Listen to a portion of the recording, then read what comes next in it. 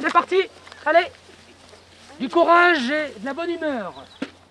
Courage et bonne humeur étaient bien au rendez-vous de l'opération cueillette de Jonquille.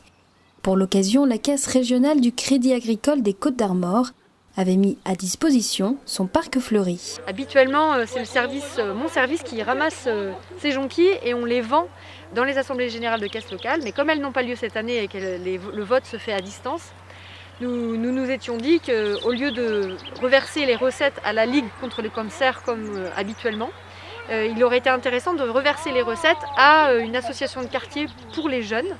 Et c'est dans cette optique-là que j'ai contacté l'association Investi.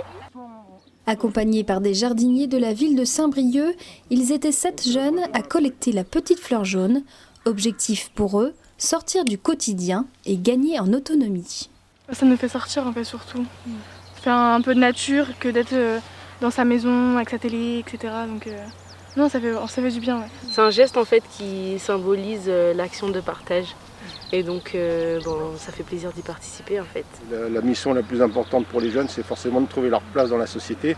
Donc plus ils font des chantiers où ils voient des personnes et tout ça, plus ça leur donne des possibilités et ça leur renforce leur autonomie, leur morale pour trouver des activités.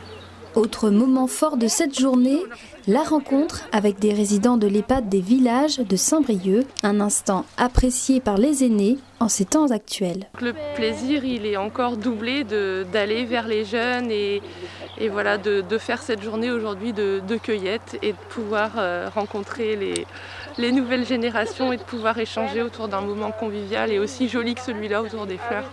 L'idée, c'est de faire rencontrer les gens, de créer du lien et puis de faire participer tous les âges de la ville à Saint-Brieuc. Après la cueillette, place à la confection des bouquets avec l'aide de l'association Vers le Jardin. Au total, cette action solidaire aura permis de distribuer 300 bouquets dans les EHPAD briochins des villages et du Prévallon.